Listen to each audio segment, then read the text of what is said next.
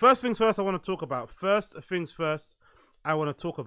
Is this post that went somewhat viral on my side of social media. At the last time of talking, it's got 32.4 million views, 1.9 thousand fucking retweets or reposts, and 11,000 likes. So it's a very viral post. And it's from a person called Cameron, who is the co-founder of a company called Whop or Whop, W-H-O-P. What does actually Whop do? Let me find out. What does WHOP do? What do? They do where you buy, build, and sell things on the internet. I'm guessing it's some sort of, what is it? What do they do here? What do they do on Whop? New mission, get rich. Let's see. Our parents told us to get real jobs, get off our phones, go to college. I took a completely different route. There's something different about kids who make money online.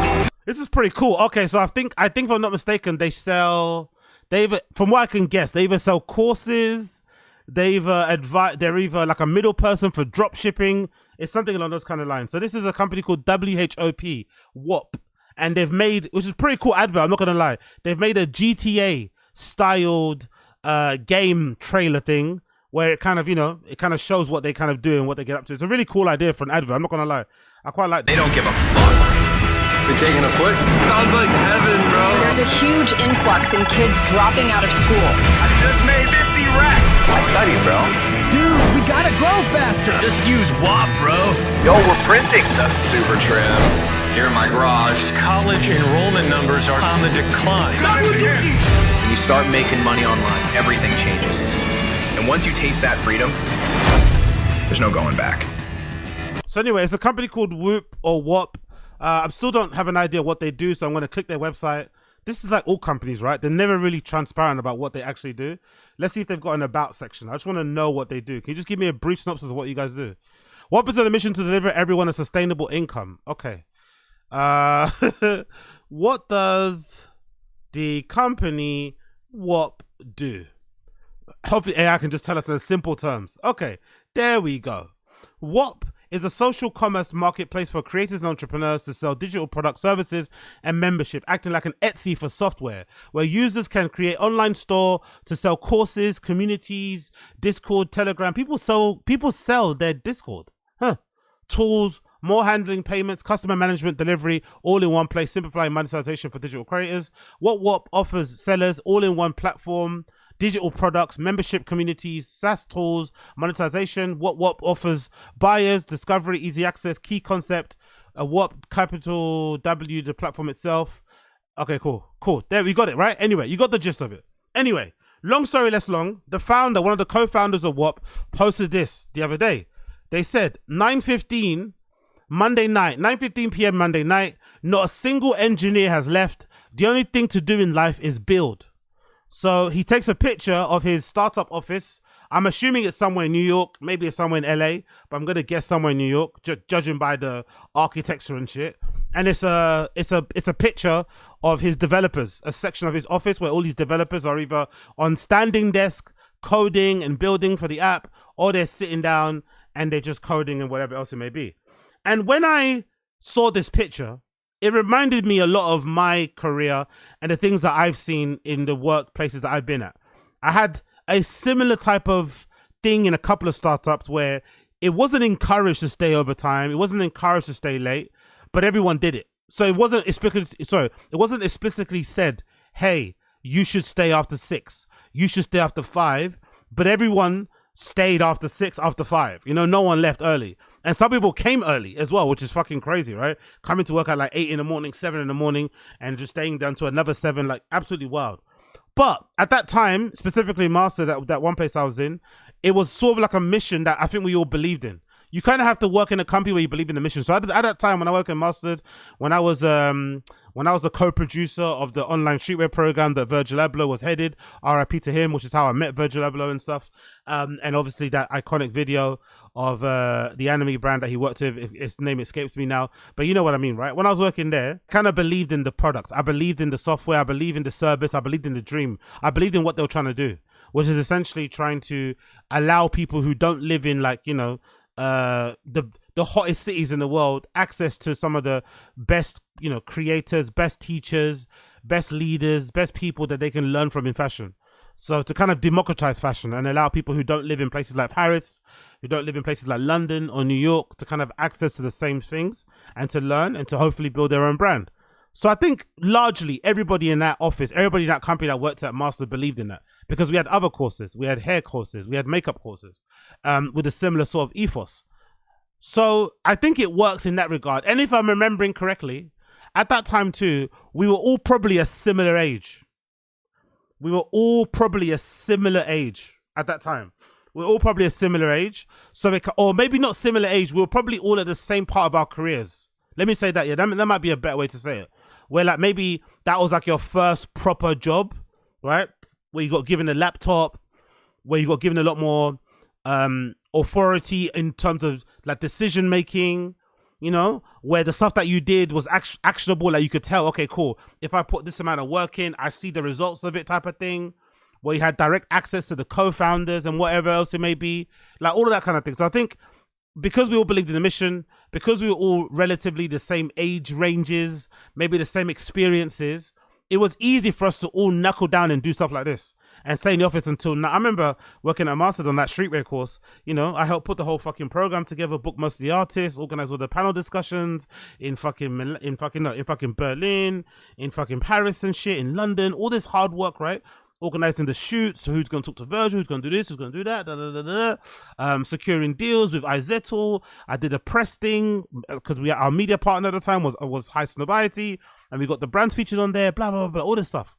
And I would routinely stay in the office until 8, routinely 8 or 9. And again, it was easier because we were all kind of the same age, we all kind of had the same experience, we all kind of believed in the mission, and to be really honest, the office space wasn't too far from where I live. The first office that Mastered had was in a place called Old Street, and that's kind of, in the UK, they refer to that as like a Silicon roundabout. That's our Silicon Valley, quote unquote. A lot of like startups are usually in that area from all types of industries and shit, but usually startups, fintech, whatever, they're all in that area. And that area is like a 30-40 minute ride bike from home, maybe 30 minutes on transport. And then when it moved to a second location, which is around the Bethnal Green area, it was even closer to where I lived. So I didn't really have trouble going there. So I think that made it a lot easier. But this didn't last long. This did not last long, because the moment I started to get fed up about staying after 8, staying past 6, staying past 5, funnily enough, wasn't in the office. It was when I went abroad. So with that work, with that job I was doing at Master, being a producer for the fucking streetwear course, I was required to travel a lot. And at that time as well, I kind of wanted a cool job. I was looking at all the guys that I knew who worked at places like Nike, who worked at places like Wieden Kennedy, who worked at other agencies, who worked at other showrooms, and I kind of wanted or worked at a magazine. They got to go to fashion shows, they got to go to all these fucking events and stuff, design shows and whatnot, and travel around the world, right? I find that cool. That image of the guy or girl on Instagram rolling their fucking Rimowa suitcase, Rimowa fucking carry-on luggage through the airport, right? I kind of want to be that person, taking a picture of your luggage with your feet crossed on the fucking luggage, with your feet laying or resting on the luggage cross-legged and shit. But the reality of that is really, really not what you see on Instagram. Because I was required to travel. I was required to go to places like New York. I think in 1 year, I might have been to New York like 4 times or something stupid. I went to Berlin a bunch of times like crazy. I was required to travel like crazy, but then you're required to work at the same time. So it's not really a holiday. And then when you get back, you're required to work either the same day or the next day. So I remember this one time I went to New York for something. I forgot what we went for. We went to go shoot. We went to go shoot some content. We went to New York to go shoot some content. I think we met up with Brendan Babsian from Noah. Unfortunately, he didn't end up signing up because I spoke to him through the email about getting him on board to be one of the lecturers for the streetwear program at that time, but he didn't want to do it. He was just about to relaunch Noah, I guess, or it was already launched if I'm not mistaken, and he already has a bit of a friction when it comes to be categorized as fucking streetwear anyway. He doesn't really like it. Plus, I think he just wanted to do his own thing, but a really nice guy. We went to the Noah store. We spoke to the guys there, sales assistants, super, super cool. They politely declined, but we filmed some other stuff. And then I think the next day, if I'm not mistaken, however long the flight was from New York to London, I'm saying it's anywhere, I think it's like 8 hours or something, right? I think I flew out from like JFK. I fly back to London, get back to Heathrow. And then I think I get back, I don't know, 8 p.m. or something. No, 8 p.m. or whatever. By the time I come back home, it's like 9, 11 or 11 maybe that. And then the next day I'm required to be back at work. That's when I stopped really liking the whole like, working all around the clock for a company. I was like, Jesus Christ, man, this is not fun. How am I traveling 8 hours to this place, dealing with the whole airport stuff, going to meetings, working, and then coming back, and the next, I don't even get like a half a day. I'm not saying the full day I have to get off, but at least let me come in at lunchtime. Nah, come in at 9. And then, of course, you're expected to stay again until 8. That's when it started to crack. But I think nowadays, number one, I wouldn't have the energy to do this. I wouldn't have the energy to do it. I don't really think I'd care enough for whatever company. Like, it had to be a company that I really aligned with and I believed in their mission and blah, blah, blah, blah. And even if I got something like equity, I don't think it would really make a difference. I really don't think so. I don't think a salary would make this like anybody that thinks a salary would make working until 9:15 different hasn't really tasted it yet, hasn't had it yet. A good salary doesn't make this work. Eventually you will crack. Even if they paid you way over what your usual salary is on that role, eventually you would crack, because not having a good work-life balance doesn't really last that long. You can do it for a short period, like when you're building, like these guys. Maybe they're just starting their company. Maybe it's not that, it's not been around for long. I don't know how long Whoop. When was Whoop founded? Does it say here? When was Whoop founded? Because 2012. Okay, cool. Not that Whoop. I mean Whop. 2021. So they're still in the early kind of stages. Maybe then in the early stages you can kind of do that. But still, it'll run its course. But it's really sad that this stuff is lionized and celebrated anyway. This idea of like working yourself to this extent. There's nothing really worth it. Like imagine, at their core, this company sells courses. I don't really know much about them, but at their core, they sell courses. And they've got people working until 9:15. 10 p.m. and shit, sleeping in there. I think he mentioned actually in the comments, somebody said something like, I think he mentioned like, oh yeah, I'm going to have beds in there as well. Yeah, right. What's that? What time you get in? The co-founder says 8 to 11 a.m. based on what time I go to bed. I usually go to bed between 11 p.m. and 3 a.m. Another person says a sleeping bag and some takeout would really help push the long hours there. Smiling. The founder replies, Cameron, we have $25 in free Uber Eats credit daily that gets unlocked if you're in the office after 8 p.m. Also building bunk beds in the office right now. Jesus Christ, man. This is not good work conditions, isn't it? You have free $25 free Uber credits, which isn't a lot, I don't think, in New York. I don't think $25 goes that far in terms of food. So you still have to pay out of pocket anyway. And then they have bunk beds that you can sleep in. Sleep at work to then work back up and go to work again. I couldn't imagine anything more horrifying. Like another person, I love this vibe. I would have done the same pre-kids. Best way to build friendships and team spirit in the entire world. Build out bunk beds, make sure people don't burn out, keep treating all of them like MVPs. Surely building a bunk bed, surely that's an oxymoron, no? Surely that sentence is an oxymoron. Build bunk beds, make sure people don't burn out. Surely you don't build the bunk beds, let people go home at a reasonable time. Let them get rest, let them be in their own humble abode, put their feet up properly and relax, and then come back in the morning and go again. Building bunk beds, like, huh? So yeah, I don't know. But this ain't the flex you think it is. I don't know, it seems like a weird thing people are celebrating. Let's read some of the other comments from other people, view the quotes. What do they say? Someone posts this, a picture of themselves holding a sign that says, in 20 years, only people who will remember you worked here will be your kids. Jesus, bleak but true. Another person says the European mind. Yeah, maybe that's it. Maybe I'm too European for that working culture. Maybe that's why it doesn't really work in the UK that often, or in Europe in general. You don't really see a lot of startups doing that sort of thing. Everyone goes home at 6. Everyone goes home at 6, maybe 7 latest, but you're not doing this whole like burning the midnight oil or burning the candle at both ends. You don't do that. But yeah, iconic picture of Anthony Bourdain sitting outside a Parisian cafe, I'm assuming, with his coffee and a baguette and a cigarette. This is a really iconic picture, by the way. Super, super iconic picture. Like, you can just, you know what I mean? Life doesn't get better than this, by the way. Life really doesn't get better than this. Sitting outside a cafe somewhere in mainland Europe and just people watching with a coffee, maybe with some friends. That's it. You don't need much. that one time I went to Paris actually where I actually enjoyed myself. Because I've been a couple of times beforehand, I didn't really like it, and then Paris clicked for me because guess what? I met people there, which is fucking annoying. Everyone that says that used to piss me off, right? They'd be like, "Oh yeah, Paris is amazing. You just gotta know people. You gotta have meet a local." Da da da da. I was like, "Fuck off, man! Like whatever. You're talking rubbish." But I went a couple of times, hated it, and then the one time I went and I met some people because I went there during Fashion Week to see the Virgil show. I instantly loved the city.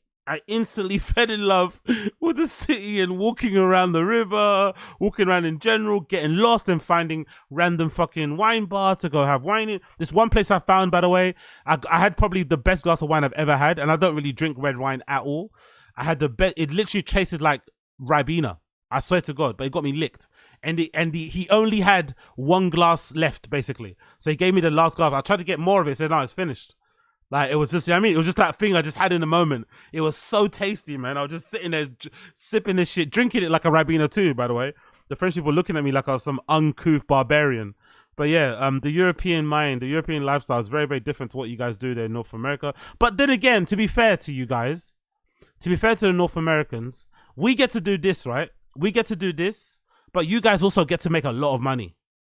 You know, you guys are real hustlers. North American people are real hustlers. That they know how to work. They know how to fucking work. From when they're having 2 jobs at the same time to pay the bills, when they've got 1 job, you don't have that many vacation days. Like they know how to work. Let's be fair. Yes, there's a certain part of the population that is very work shy, but the ones who aren't work shy, they don't play around. So, yeah. What's another person say? The only thing to do in life is build, Checks company, a marketplace for selling courses. Another person says, Tech Bros in 2015. Learn to code, it's fun, you're treated well. Tech Bros today, exactly. All of this just for a fitness tracker. That's the wrong company. Taps the sign. Only a slave quantifies his existence through productivity.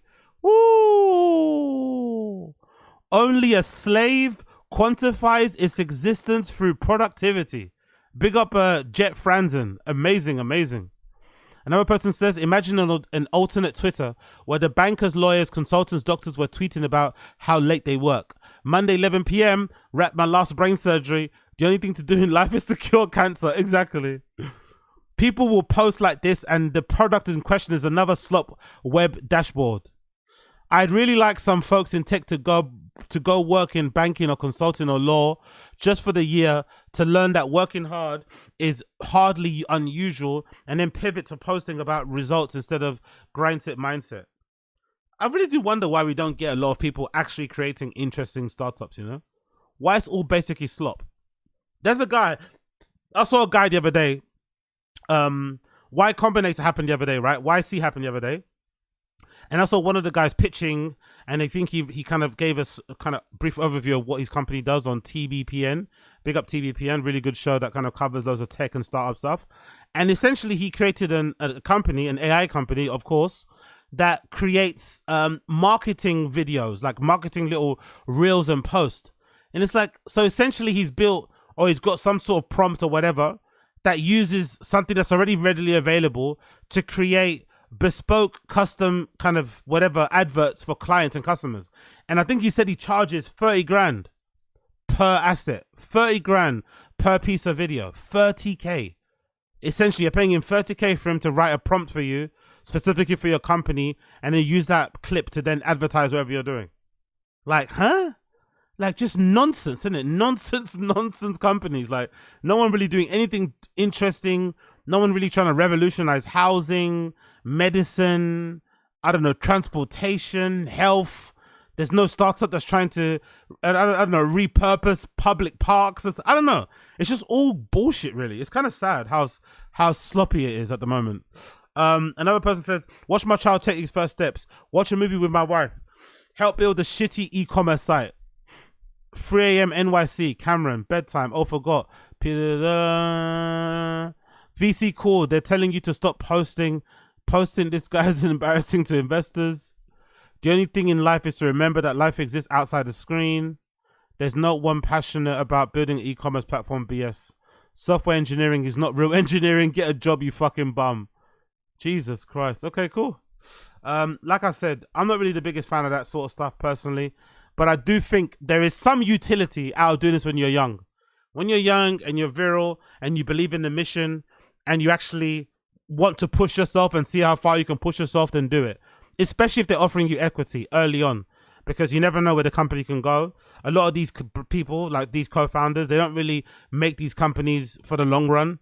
They're usually in it to kind of eventually sell it to an Etsy, sell it to an eBay, sell it to whoever, right? Sell it to a fucking Squarespace. So there's definitely a potential that you could get a big payout from it. So big up everybody that does that sort of stuff. Let me read some of the chat. What's the chat saying here? Sounds spammy. Sounds like a basically create your own hustlers university. Exactly. How much equity you get over staying over time? Big up Rick MB. You wouldn't get equity staying over time. You usually get equity after you pass a certain, after you pass your probation, I think. Usually most companies work that way. And they usually give you a small percentage, but you usually get equity after you pass probation, from what I remember. Don Dota seems like hustle culture is coming back. Not that I'm against it. Yeah, I get that feeling too. I think it's there has to be a correlation between hustle culture coming back and the end of like wokeism. You know, wokeism's sort of like out of trend and hustle culture is kind of back. It kind of is making a lot more sense. And I feel like I'm seeing Andrew Tate on my timeline more. I wonder if is any correlation between seeing Andrew Tate back on my timeline, hustle culture is kind of back. So that there's probably some correlation to it, which again, I think is a good thing because the economy is so shit. I don't mean it in terms of a pull your bootstraps up. I think because the economy is so terrible, it's probably a good thing that people are thinking and trying to hustle, trying to get themselves out of the rut, trying to get themselves out from a dark place, out from a place of poverty. Because unfortunately, based on the budget that we had in the UK and other places around the world, the governments aren't really here to save you or won't save you, you know? Politicians aren't going to save you. Whoever's prime minister or president of your country isn't really going to make any difference. You really have to really consider or accept, let's say, that the power is really in your hands. You have the power to really control your own destiny, however disturbing and unnerving that may be. And really, if you do want to change things, then unfortunately, working really late, working really long can actually help those type of things, especially if you're doing deep work. So yeah, I totally get it. I totally get it. Big up MS, let's see here. Bro, this sounds like a fucking sweatshop. I'm going to be blunt. If you can make money outside of your job, you don't do shit like this. People do crazy hours, but it's always dependent on the NP. But that's a problem though, brother. That's a problem. You say that, I do agree with you. If you do make a little bit of extra side money outside of your work, you probably shouldn't be doing that. But number one, you're salaried at a job, so it doesn't really matter if you work long hours or not. It's not like they pay you overtime, right? You're salaried. So wherever your salary is, you get paid. If you leave at 5, you get paid the same amount as if you leave at 8 p.m. But let's not lie. Let's not lie, people. We do know that working longer hours, being more committed, being willing to not take holidays and stuff, in the corporate world, in the business world, in startup world, in even just working in a fucking street food cart somewhere, that makes a difference. That makes a big, big, big difference of how people perceive you, of your reliability, of your fucking linchpinability or whatever it is, right? Those things do make a big difference. Especially if you're still in probation and you want to pass it, especially if you're trying to get a promotion. Those things make a big difference. So that's why that toxic culture exists, because people know it makes a difference. They know it's going to look good, you know, it's to the higher ups. So they kind of play with that in order to kind of get themselves forward and to kind of give themselves a better opportunity to maybe get a promotion and a salary bump and shit. But overall, I think you're going to be, it's one of those things that you can't really dictate. So that's why it's important whenever you apply somewhere that you do your Googles. You do your Googles, you check sites like, you know, in the UK, we've got Glassdoor. I'm sure you guys in the States and everywhere else have your own version where people review companies and tell you how it is to work there. But you should do your due diligence, because sometimes you could be unlucky and you could walk into a company where you had no idea that was a work culture. And then you get there and it's the work culture where you have to, you know, where it's kind of, you know, people are impressed if you stay after 8 p.m. So it's really luck, really. It's really luck. And then continue on, big up Don Dota. These guys probably getting 10K month minimum, the same in stock options combined with difficult software job market. I don't feel bad for them all. They're enjoying it. Don't get me wrong. I don't think those guys are complaining. It's us on the internet. No one from that company is coming out saying they're overworked and stuff. They really love it, especially living in a place like New York, right? They're making a bunch of money. They're in a really cool place, one of the nicest place people kind of deem to be in New York. It's having a bit of a renaissance after like nowadays, right? Maybe it's just me. I feel like New York's having a bit of a renaissance. Everyone's kind of fucking in love with fucking New York. So, and it's a great city, don't get me wrong. So yeah, I don't think they are crying. They're not crying. Let me check some of their videos here. Another advert. I'm not gonna lie, they make some cool videos. We're excited to announce Whoop is now official payments network for Micro One. What the fuck is Micro One?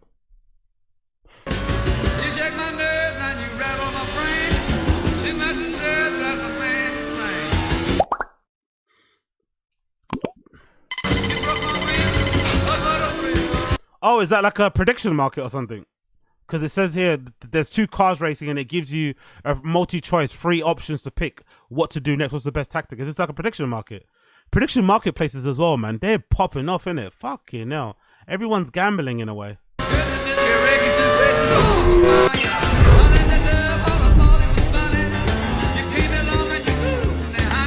Check. Choose the best tactic. Tactical pattern recognition. Discover the attack. Pin. Fork.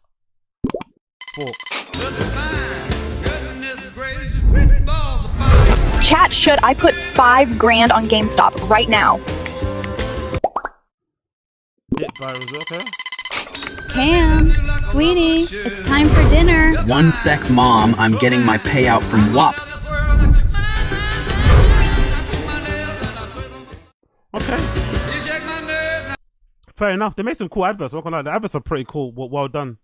But yeah, they seem to be okay with it. Is that exciting life? So someone joined them. An exciting life update. I've now left Meta Superintelligence Labs and joined Whop. Today marks the end of the unbelievable chapter. I joined Meta 12 years ago. I started building. I truly believe we're entering a new world where anyone can build anything, and I'm looking forward to helping to build. I'll be running all product engineering across Whop's ecosystem, and I could not be more excited to get going. Building cool shit with my friends. Oh, that's a little bit manipulative, parasocial language there. Friends, family. Oh, I don't like that. I'm not gonna lie. I don't like that. That's the thing I don't like. When your job place starts to refer to you as a friend, as family, that I do not like. Building cool shit with my friends. I'm not too sure about that. I'm not too sure about it. As long as he's happy in it, I guess. As long as he's happy.